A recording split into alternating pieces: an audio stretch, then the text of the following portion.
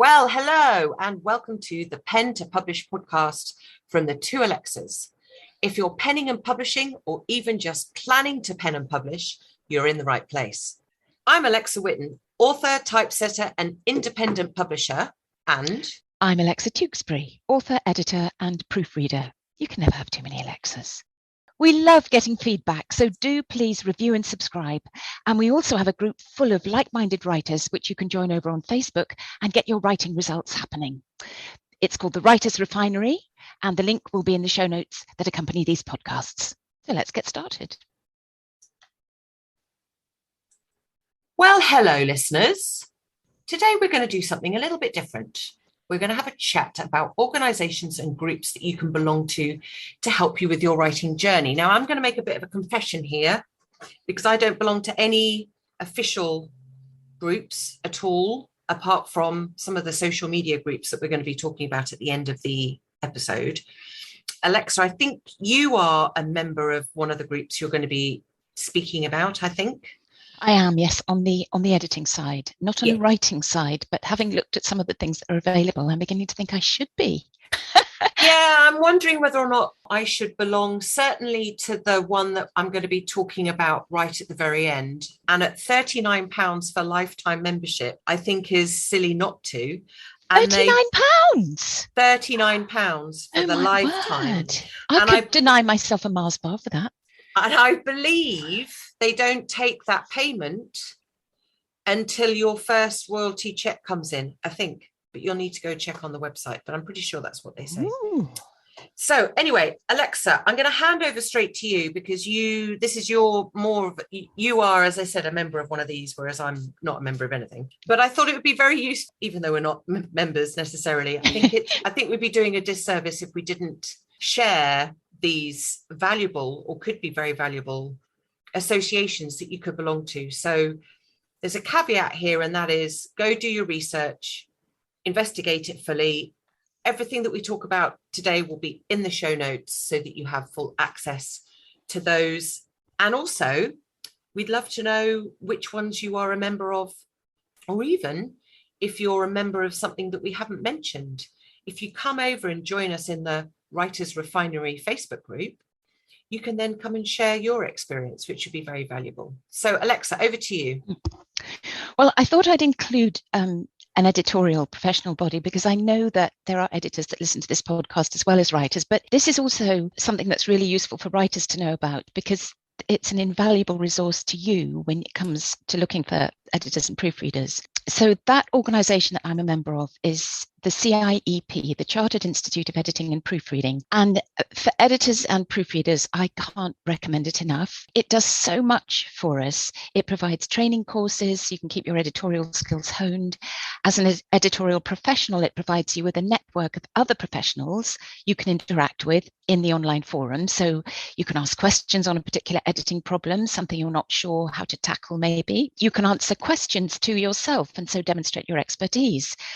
Now, the Q&As in the forum create really interesting discussion threads. It might sound, what's an interesting editorial discussion thread? But there are interesting things because people have different opinions and, sometimes there's these grey areas. But so when you go there onto the forum, you might find someone else has already asked you a question and the answer's there waiting for you, but it'll be an expanded answer because lots of people will have interacted with that question.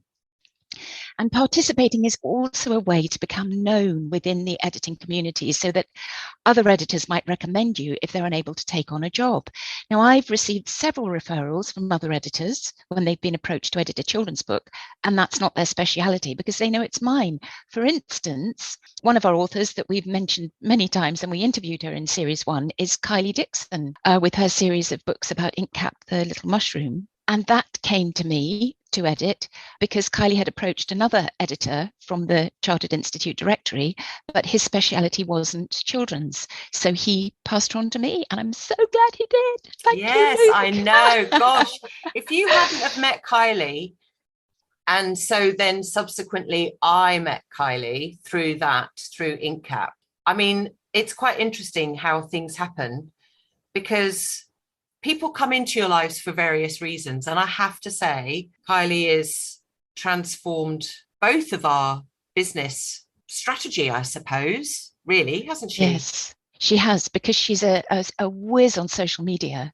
So she knows how to connect at a really an emotional level, I suppose, to get people responding. So yeah, that was an amazing referral. So thank you, Luke Finley, for passing her on to me.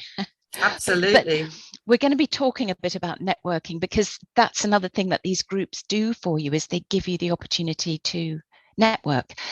Now, the CIEP, they host an annual conference, which is full of talks and training, and it's another important opportunity to network and hopefully, build your own workflows. Now, there's 4 levels of membership.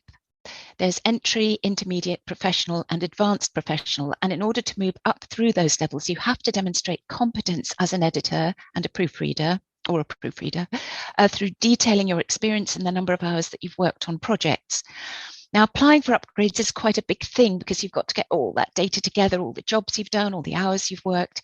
But to be able to say you're a professional or an advanced professional member of the CIEP gives you huge credibility in the industry, because they're very strict about the quality of their membership. Now, this is invaluable, for writers looking for an editor or a proofreader, because, as I've mentioned, the CIEP has a directory where professional and advanced professional members are listed. So a writer can be sure that when they hire an editor through the CIEP directory, they will be getting someone who knows the job and is professionally trained, because members are required to uphold certain editorial standards. Now, one of the main reasons I wanted to reach professional level was to get my entry in the directory. And I've had quite a few inquiries from authors through my listing, most of which have turned into actual jobs. That's so really good, if isn't you're it? an editor, It's really good. It's worth doing for sure. Yeah. Yes. So if you're an editor and a proofreader and you don't know about the CIEP, go and Google them and have a bit of an explore. Now, there is an annual subscription, but it's so worth it. And honestly, the earnings that I've had from being on that directory alone have, I don't know how many fold, covered my subscription each year, but it has. And also, I think, again, this goes back to the networking, but it can be lonely working on your own. And I think with editing and proofreading, there's a lot of pressure attached to it when you're working to strict deadlines and you're juggling several jobs at once. But the CIEP makes you feel part of a community. And because there's this online community that's all attached to it, you're not in an isolated little bubble. You are part of something. Lots of us are connected on social media, so there's just opportunities to interact on a daily basis. And I think if you're an author as well, on the lookout for an editor or a proofreader, go and check out the directory. Everyone's got a profile. They talk about what their specialisms are, so you can find somebody who will fit really well with your project. Yeah, talking. Funnily enough, you mentioned about being lonely and because it is when you work on your own. It can be. There's one called the Alliance of Independent Authors. Now, I had a look at this yesterday because of another editor that I use for my business books. She is a member of this organization, and they have a very good forum, not only for want-to-be authors, but also for editors as well. So it's a kind of a bit of a mishmash. It sounds like it's fairly similar to what you've been talking about. It's basically a place where independent authors can go if they have no clue what they're doing, how to start, where to go, what to do. And this alliance, there's 3 different levels of membership that you can go to. And it is a professional business membership organization that advises, campaigns for, and empowers self-published authors. Now, their forum, like you were talking about for your one that you've just been mentioning, the CIEP, apparently this forum is very active and is a great resource for lots of information. And they too have a list of accredited editors and designers, I believe, and typesetters. So obviously we'd love it if you come and use our services, but we might not be the right ones for you. So go and take a look at that as well. And they also offer, I believe, help with sort of legal copyright information. I believe they have a literary agent there that's available for questions. So do go take a look. As I said, it's a non-profit organization, and their mission is ethics and excellence in the self-publishing industry. And they provide authors with trusted advice, support, guidance, and a range of resources within a welcoming community. And I like the way it's the Alliance of Independent Authors, but they're known as Ally, ALLI, but pronounced Ally, because they're the self-publisher's ally. I like it when people do things like that. Yeah.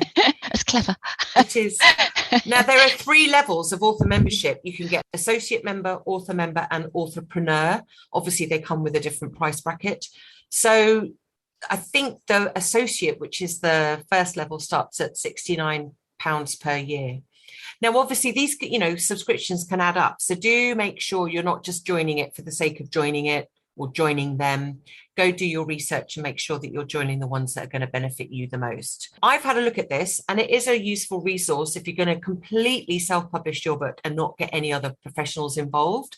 Like I said, we'd obviously love it if you come to us, but we might not be right for your project. So go take a look at them. Now, one thing of note about this is that although it's a UK-based site, there are lots of people from the US on here. The forums are by far the best feature for this membership. And if I wasn't already a member of some cracking Facebook groups that Alexa One is going to share later on, then I would consider this as an option. However, as I myself am an independent publisher and I offer the majority of what this site does, bar the legal advice, obviously, and a quarterly print magazine, I don't do one of those, which is delivered to your membership, then I'm wondering whether or not it's worth me joining or not. I don't have any more time to spend on other forums. I'm already busy enough with being on Facebook, LinkedIn, and Instagram already, and our group too. So I don't know whether or not this would be, but I think you said you were going to have a look at it, Alexa. Did you say you were going to have a look? I think I will. I've known of it for a while, but it's only now we've decided to look at groups and places that people might find useful to be a part of, that having a look at it, because I think particularly with the directory, if I can get my name as an editor and a proofreader on that directory, that would be fantastic, because it's another possible work stream. Yeah. Exactly. Now, the other membership that is definitely worth looking into and joining, note to self, I think I need to get on this one, is the Authors Licensing and Collecting Society. Now, they make sure authors receive money when someone copies or uses your work. They collect money from all over the world and then they pay it back to the members.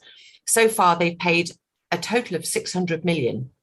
Now, I'm not sure exactly how they find out whether or not someone's copied your work. I'm not 100% sure how they work that, but they say they have AI and computers and all the rest of it. Anyway, for £39, I think, for a lifetime membership, it kind of seems silly not to join it, even if you don't get anything. I mean, £39 one-off payment is not very much. They've got over 114,000 members, and they're open to all types of writer, and they are owned by their members. The money they collect is for secondary uses of authors' work, such as photocopies, although I don't know how they're going to measure that, but anyway, cable retransmission, digital reproduction, and educational recordings. So these sorts of rights typically bring in small amounts of money, and they're difficult for the writer to monitor individually. So the most cost-effective way is to obviously get a big organisation like this involved. And they can collect money from all over the world. So I think that might be well worth looking into. And it's called the Authors Licensing and Collecting Society. We'll put a link in the show notes, obviously. How many is that? That's two writing ones, isn't it? Now, there's an incredible fiction editor who I've definitely mentioned before in this series, is Louise Harmby, and she's worked for a long time in in-house publishing, and then I forget how long ago, but a number of years ago, she became freelance and runs her own business and provides so many training courses and just all sorts of resources for writers and for editors. She's absolutely brilliant. But she's an advanced professional member of the CIEP, and she has a fantastic private Facebook group with over 2,000 members where you can belong. You can ask questions there, you can share wins, you can give other editors the opportunity of a job if you can't take it on. You can just advertise it on the Facebook page. You can be the first to see what Louise is offering in the way of new training courses and resources, because she's always coming up with fresh things. And it's a private group, so it's a really supportive, safe space for editors and proofreaders. And it's a Facebook group, so it's free. So it's a kind of hit of information. You've got so many editors and proofreaders available there to go to ask questions. And as a writer, I can't see why a writer couldn't belong and also be able to ask questions about things to do with their writing. Anyway, I'll put the name. It's Louise Harnby Training for Editors and Proofreaders. I'll put the name in the show notes. And there are other Facebook groups too for editors and proofreaders. The wonderfully named the Editors Association of Earth also springs to mind. And that name I do remember because it's quirky. I love it. And I think that one has something like over 12,000 members. So there's a real wealth of knowledge there to draw from if you get stuck on anything grammatical, because you'd be amazed how many editing things aren't straightforward. They're just not straightforward. And rather than sitting there and driving yourself nuts trying to figure it out, you can hop onto one of these Facebook groups and say, please help me, I can't do this, and they'll help you. It's lovely. And so while we're on Facebooks, just a reminder of our Facebook group, the Writers Refinery Facebook group, which we talk about in the intro to this series. And it's specifically for authors and would-be authors, and even more specifically for self-publishing authors. I'm just going to point out that in an earlier series of the podcast, you'll find it referred to as the Reluctant Writers Group. So series 1 to 3, it was the Reluctant Writers Group. But Alexa, too, who founded it, has since changed the name, and partly to better fit with her business name, which is the Book Refinery, and partly because there was nothing reluctant about the writer members. No, exactly. They're all really keen. Exactly. I think it had a bit of a negative connotation. So I wanted to change that to reflect much more of a, because we've got you and me now hosting that group, and we do refine people's words, right? And books. Yes. So it just seemed to make more sense for sure.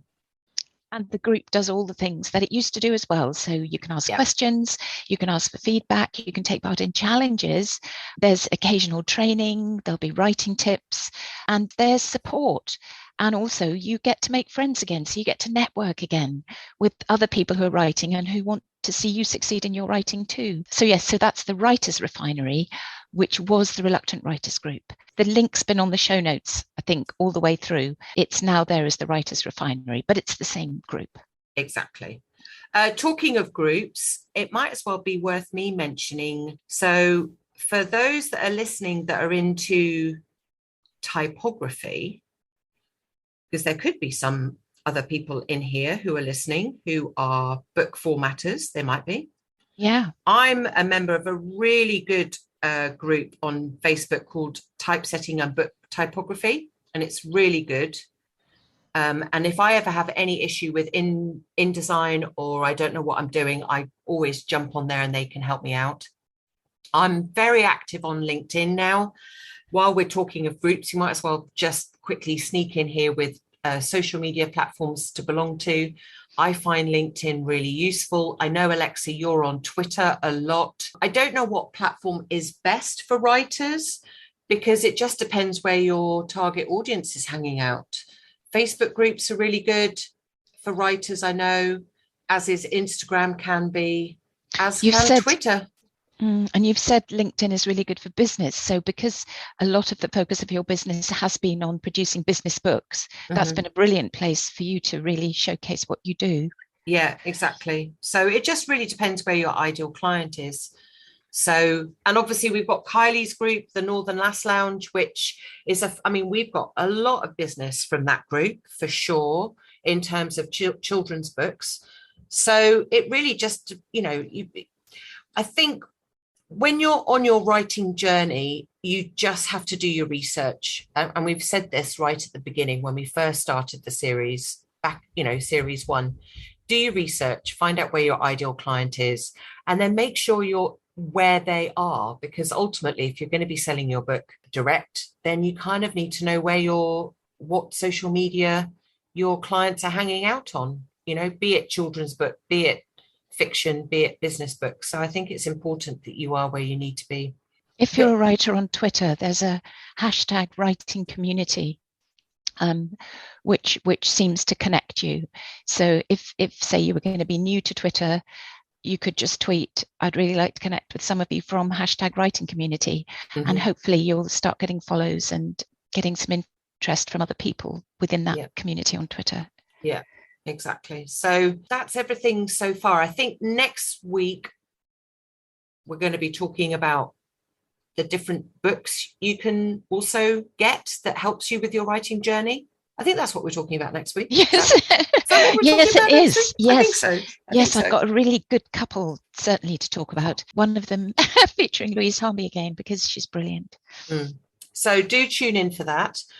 If there are any organisations that we've missed that you are members of, certainly from a writer's perspective, then come and join us in the Writers Refinery Facebook group. Make sure you answer the questions, otherwise we can't let you in. Sorry about that. And let us know. But if you'd like to leave us a review, please do. That would be lovely. Yes, please leave us a review. And please subscribe as well, because it's great to see your followers going up. Exactly. So that's a very sort of quick, quirky episode from us. Look forward to seeing you in the Writers Refinery Facebook group. Come and say hello. And we will see you next time talking about the different books that you should read or can read to help make your writing fabulous. That's everything from us. Bye. Bye-bye.